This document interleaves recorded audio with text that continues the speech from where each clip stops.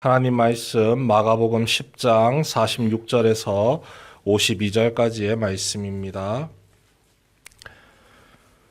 마가복음 10장 46절로 52절 말씀입니다.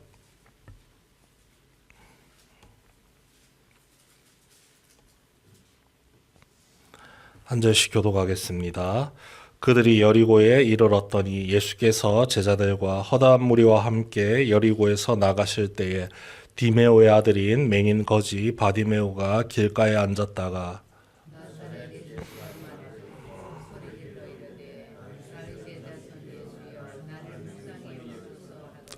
많은 사람이 꾸짖어 잠잠하라 하되 그가 더욱 크게 소리질러 이르되 다윗의 자손이여 나를 불쌍히 여기소서 하는지라.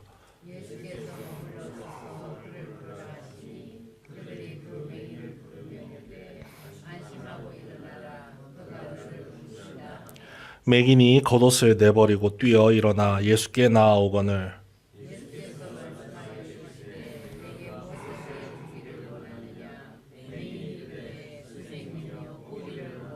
함께 읽습니다.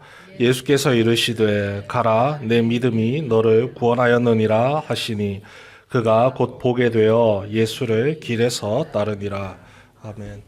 이 마가복음 10장의 내용은 제자도에 관한 내용으로 채워져 있습니다. 정말로 제자가 어떤 사람인지를 예수님께서 하나하나 알려주고 계시죠.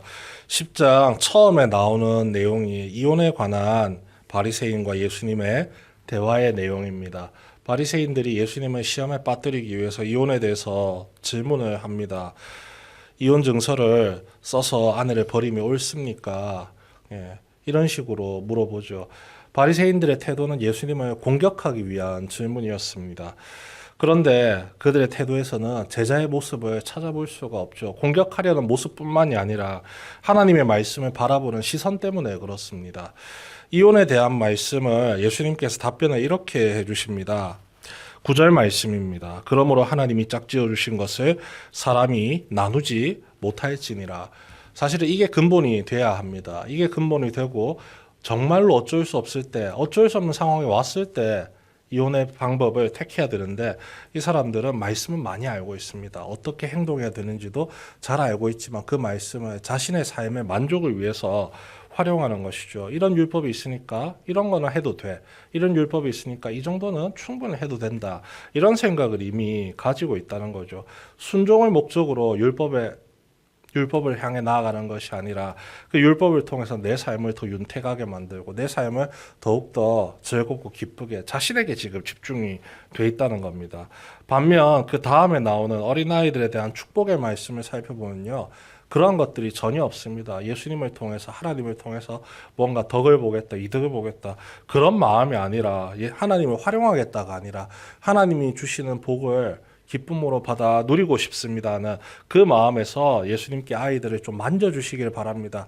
만져달라는 건 곧 기도해달라는 뜻입니다. 기도해 주시길 부탁합니다 하면서 아이들이 다가가는 모습을 보여주고 있죠. 아이들 붙잡고 기도하는데 뭐 시간 얼마 걸리지도 않습니다. 순전한 마음이죠. 그 아이들의 모습을 보면서 예수님께서 제자들에게 말씀을 하십니다. 15절의 말씀입니다. 내가 진실로 너희에게 이르노니 누구든지 하나님의 나라를 어린아이와 같이 받들지 않는 자는 결단코 그곳에 들어가지 못하리라.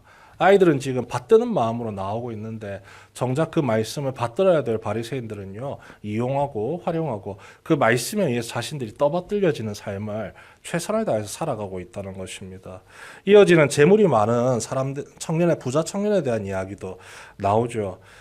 예수님 앞에서 자기가 할 말은 다 합니다. 내가 이런 것도 잘 알고 있고 이런 율법도 하나하나 세세하게 어린 시절부터 잘 지켰습니다.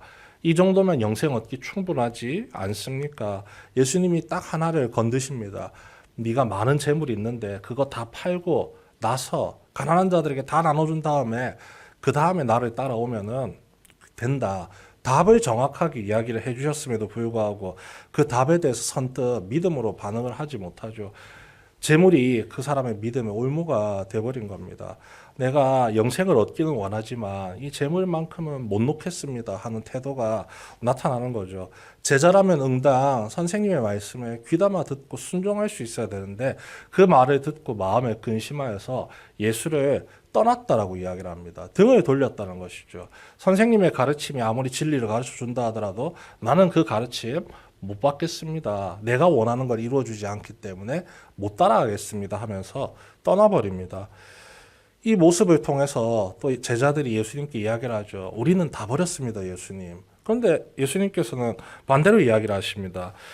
29절의 말씀입니다. 예수께서 이르시되 내가 진실로 너희에게 이르노니 나와 복음을 위하여 집이나 형제나 자매나 어머니나 아버지나 자식이나 전토를 버린 자는 현세에 있어 집과 형제와 자매와 어머니와 자식과 전토를 100배나 받되 박해를 겸하여 받고 내세의 영생을 받지 못할 자가 없느니라. 무서운 말씀을 하나 주시죠. 버린 게 중요한 게 아니라 버리고 난 이후의 결과에 대해서 함께 이야기를 해주시지 않습니까? 박해를 겸하여 받고 이것이 제자의 길이라는 겁니다.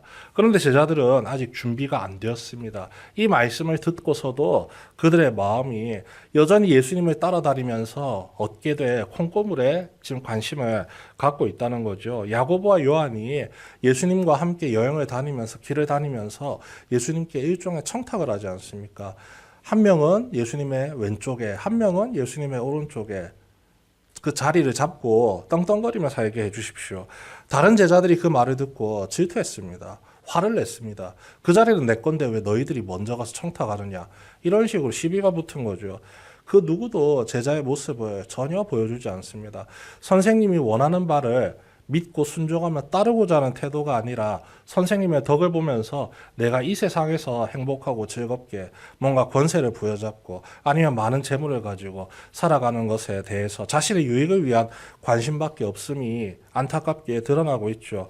그리고 나오는 마지막 말씀이 맹인 바디메오에 대한 말씀입니다.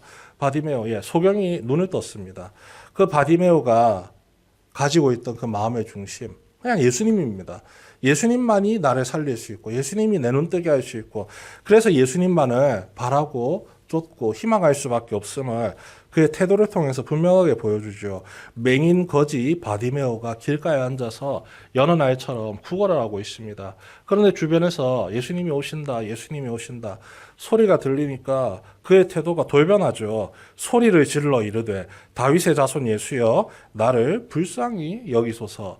앞이 안 보이니까 예수님이 어디 계신지 몰라서 사방을 향해서 막 소리를 지르는 겁니다. 예수님, 나 좀 봐주십시오. 제발 나 좀 봐주십시오. 사람들이 꾸짖기 시작합니다. 잠잠해라, 조용해라, 시끄러우니까 제발 가만히 있어라. 발광을 하면서 이제 예수님을 부르기 시작합니다. 그가 더욱 크게 소리질러 이르되 다윗의 자손이여 나를 불쌍히 여기소서. 지금이 아니면 안 된다는 겁니다. 그리고 예수님이 다가오셨죠. 그의 눈을 뜨게 해주셨습니다. 그 다음에 그의 태도가 마지막 구절에 나오죠. 52절 말씀입니다. 함께 읽겠습니다. 시작. 예수께서 이르시되 가라 내 믿음이 너를 구원하였느니라 하시니 그가 곧 보게 되어 예수를 길에서 따르니라. 바디메오 나았습니다. 눈 떴습니다. 그럼 그 다음 일은요. 자기의 인생을 살러 가야죠. 눈 떴으니까 그 소망하던 눈이 뜨여졌으니까 앞도 많이 보고 가족들 얼굴도 보고 지금까지는 거지처럼 살았지만 직장도 구하고 자신의 인생 남은 인생을 행복하고 즐겁게 살아야 되잖아요. 그런데 그가 마지막에 보인 태도는요. 곧 그가 보게 되자마자 예수를 길에서 따르니라. 모든 제자들이 뭔가 자신에게 유익과 만족을 주는 그것에 욕심을 품고 그것에 소망을 품고 목적을 가지고 예수님을 따라갔습니다. 그런데 바디메오는요. 목적이 없습니다. 감사의 마음이 그에게 깊이 뿌리박고 있습니다. 길에서 즉시 예수를 따르니라. 예수님을 따라가면 행복의 길이 열릴 것을 믿고 있는 겁니다. 예수님께 순종하면 자신의 삶을 더욱더 아름답게 이끌어 가실 것을 믿고 나아간다는 겁니다. 즉시 따랐다 했지 않습니까? 자신의 가족들이 있을 겁니다. 그런데 그것도 신경 안 쓰고 다른 모든 일, 열일을 제쳐두고 예수님만 바라고 따르고 쫓으며 나아갔다는 겁니다. 이것이 제자의 삶이라는 사실을 예수님께서 우리에게 알려주고 계십니다.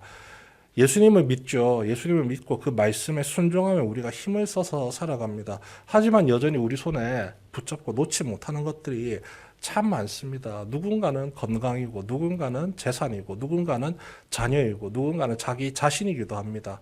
그 많은 것들이 우리가 예수님을 온전히 믿고 따르는데 걸리적거리는 장애물이 되어서 예수님이 정말로 우리에게 주고자 하시는 참된 행복과 은혜, 구원의 기쁨을 누리지 못하게 날마다 우리 앞길을 막고 있습니다. 그래서 우리가 날마다 기도하는 것이죠.